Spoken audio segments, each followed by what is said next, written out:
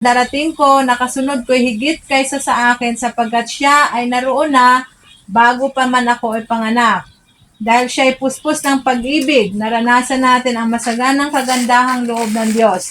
Dumating ang kautusan sa amin sa pamagitan ni Moises, ngunit sa pamamagitan naman ni Hesukristo ay dumating ang kagandahang loob at katotohanan. Kailanman wala pang taong nakakakita sa Diyos, ngunit siya ay pinakilala na ng kaisa-isang Diyos na lubos na minamahal ng Ama. Yan. So dito natin makikita sino po ba si Jesus? Kasi marami po ngayon nagsasabi, maiba-iba po ang paniniwala nila tungkol sa ating Panginoong Hesus. May ibang katuruan, pero malinaw po sinabi dito sa aklat ng mga Juan, ang una kung sino ang Panginoong Hesus, siya ay pasimula pa ay naroon na. Wala pang daigdig, wala pa ang langit at lupa, ang Panginoong Hesus ay naroon na. Siya yung salita. Paano natin maintindihan? Kasi, di ba ang Ama nagsalita?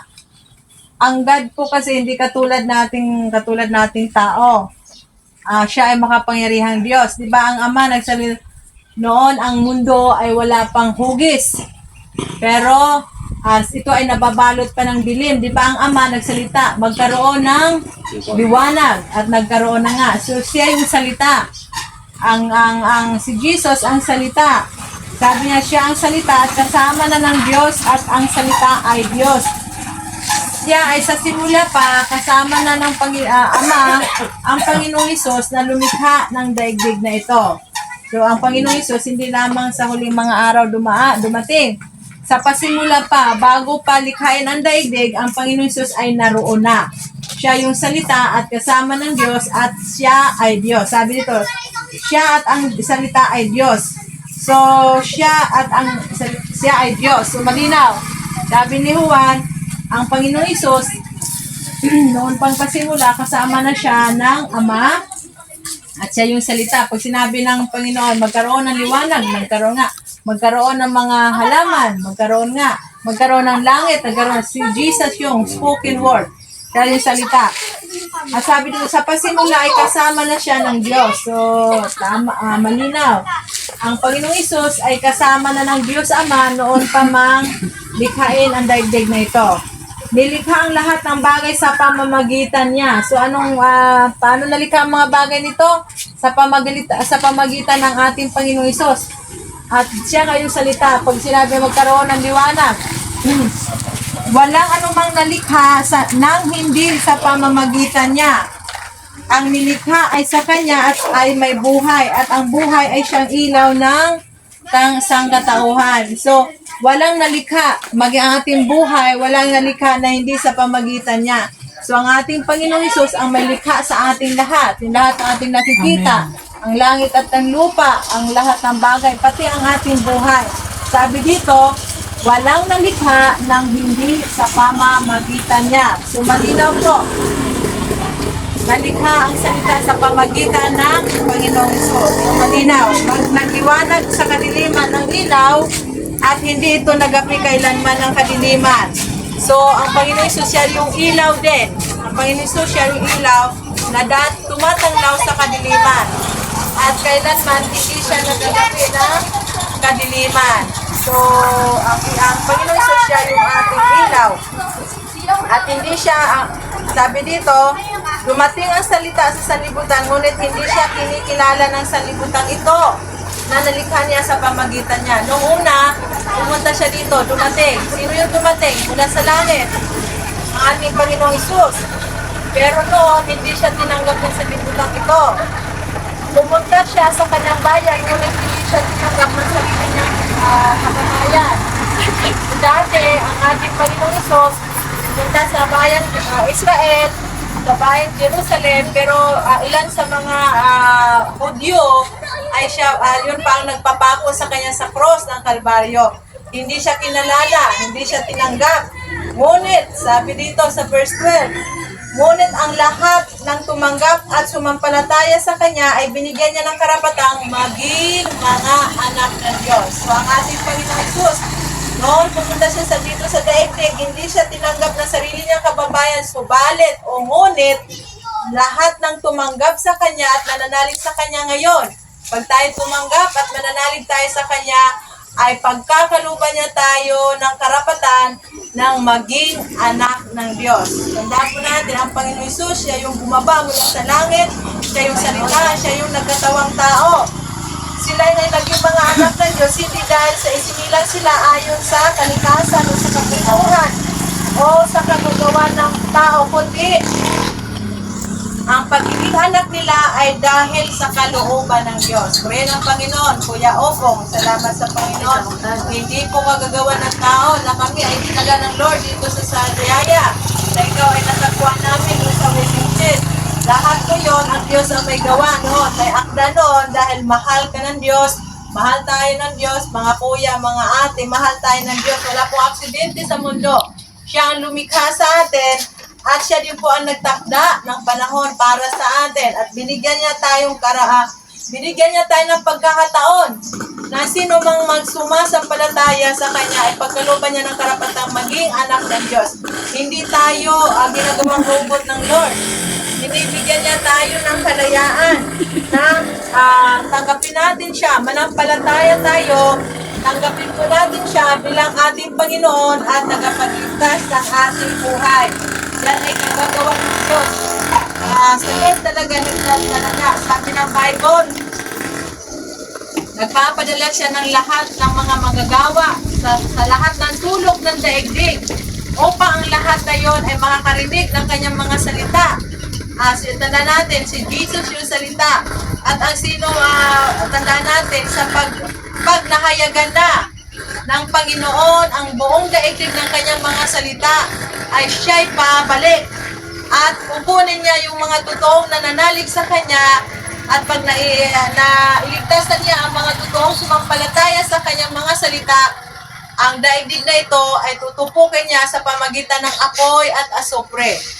Mangyayari po yan. Sinabi po ng Bible. So, pero binibigyan niya muna bago mangyari yon.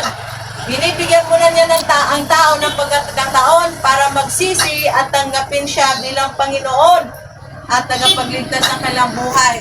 Kapag tumanggap tayo sa Kanya bilang Panginoon, tayo iaari mga anak ng Diyos. Kaya huwag tayong mag-atubili na patuloy na gawin kung ano ang kalooban ng Diyos.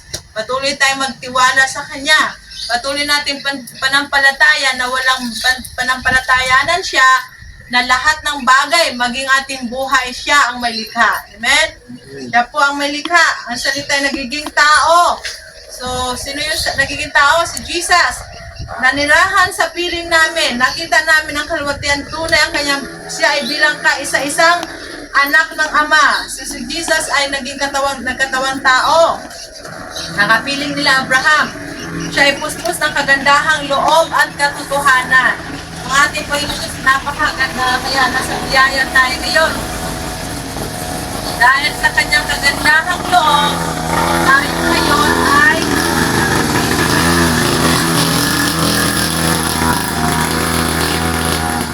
tayo ngayon ay nangaligtas dahil sa kanyang kagandahang loob. Kaya siya ay puspos din ng pag-ibig. Yan. So, ang ating Panginoong Hesus ay puno ng kagandahang loob. Puno ng pag-ibig. Kaya tayo na umasa at magtiwala sa Kanya. Patuloy natin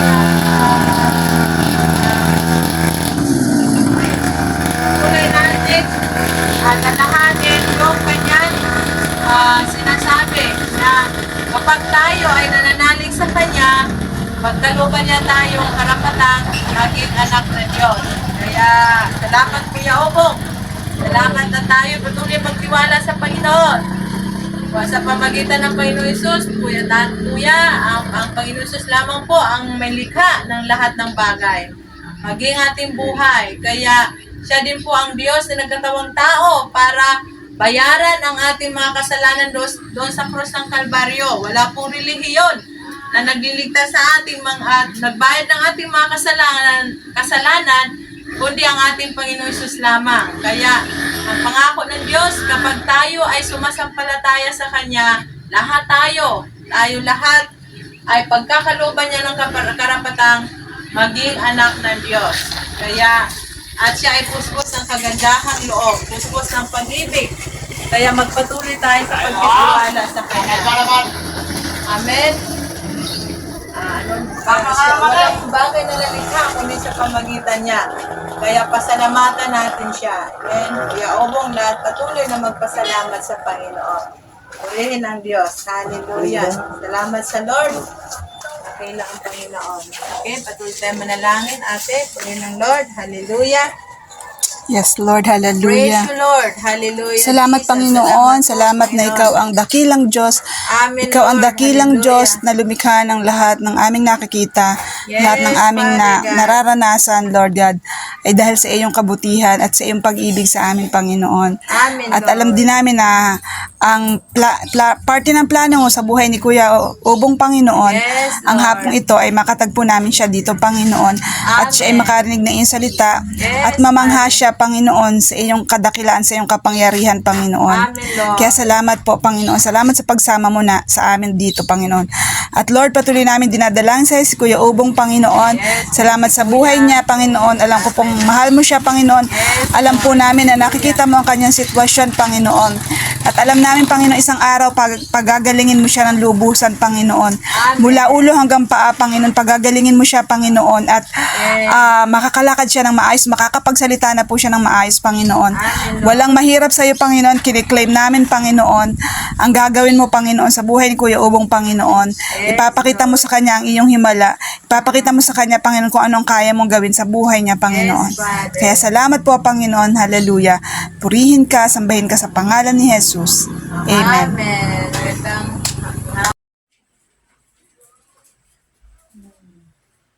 9. chapter 1. Ay, 3 pala. 3. Chapter 3 ng mga ngaral. Sabi nito daw, mga ngaral.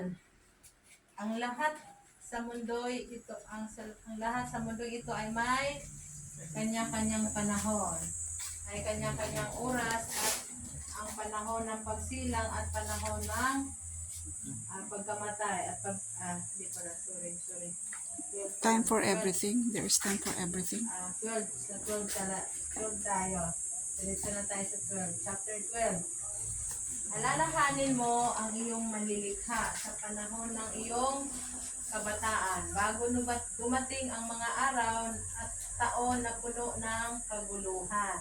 Panahong hindi mo na madama ang tamis ng mabuhay. So, sa si Haring Solomon na ng paalala sa atin na alalahanin natin ang manlilikha. So, ibig sabihin, anumang kalagayan natin sa buhay, panahon man tayo ng kabataan, sa panahon ng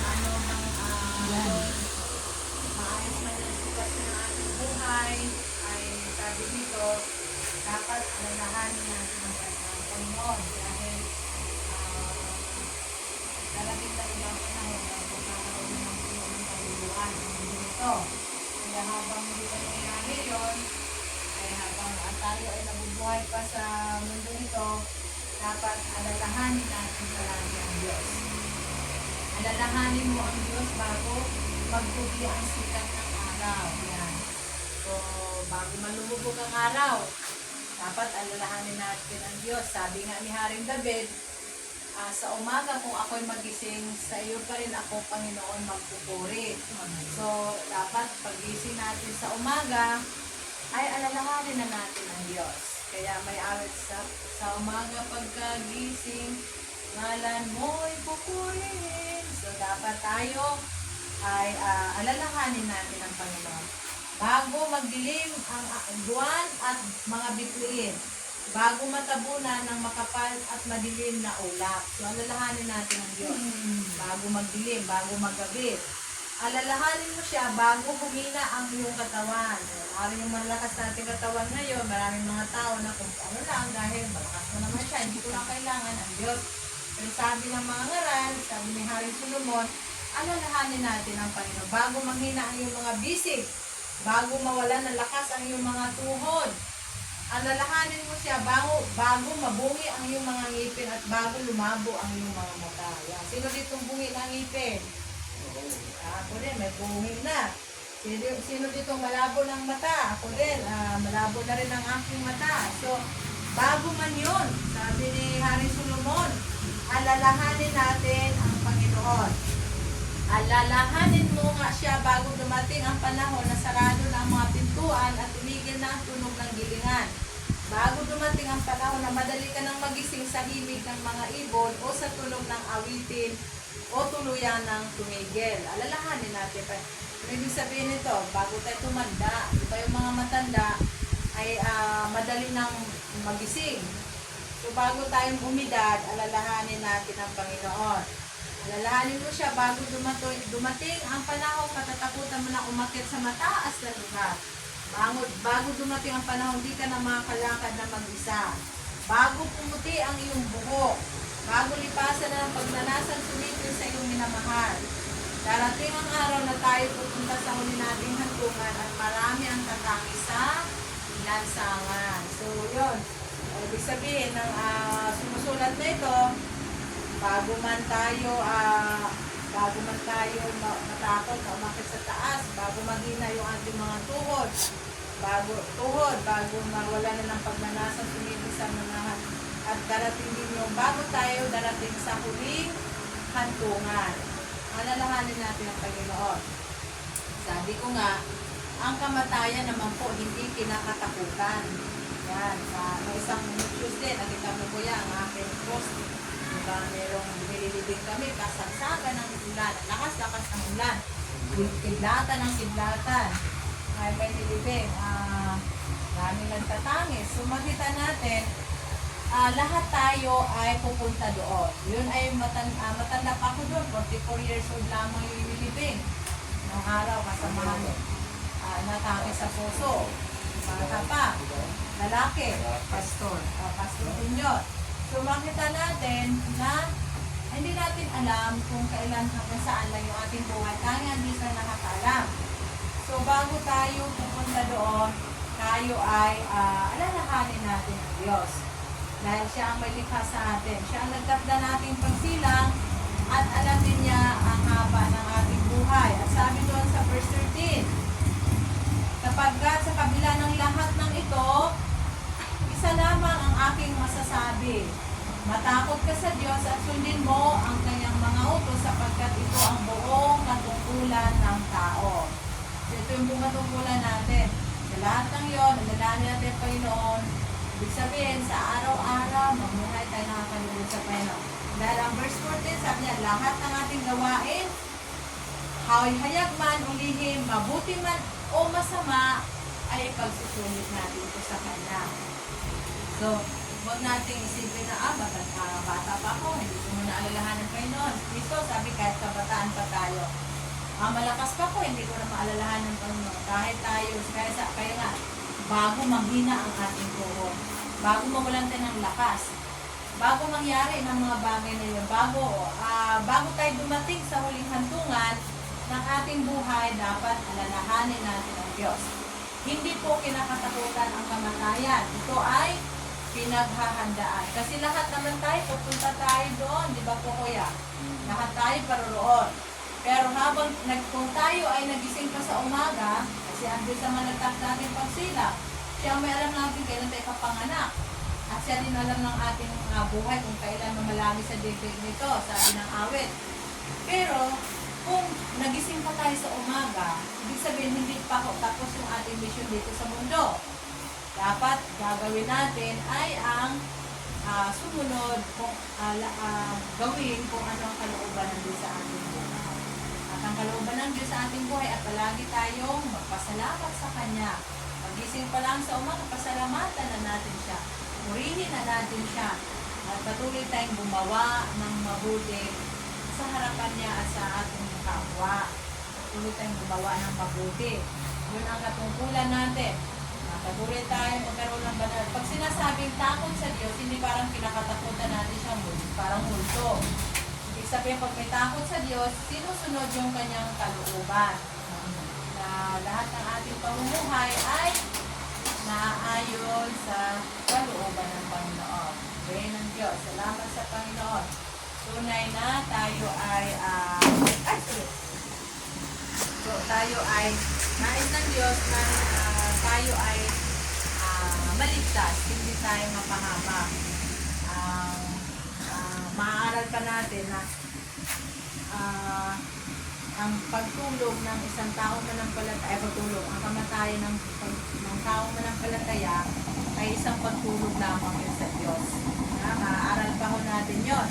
Pero isang bagay na dapat natin alalahanin na tayo ay dapat gawin natin kung ano yung nakalulugod at karapat-dapat sa Panginoon. Okay? Salamat po sa Panginoon. May tanong po kayo, Kuya? Okay, salamat sa Lord. Hallelujah. Sige, kung walang tanong, si Kuya, patuloy tayo manalangin. Panalangin natin si Kuya. Hallelujah. We praise the Lord. Thank you, Father God. Salamat po Panginoon sa Panginoon. Yes, Lord. Hallelujah.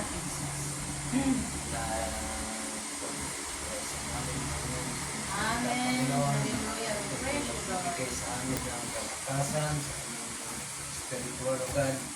Kaya Yes. Lord, salamat po Panginoon sa aming kapatid na sa aming tahanan ng God na alam mo po siya punuin ng iyong kapalak Panginoon, ng iyong spiritual God.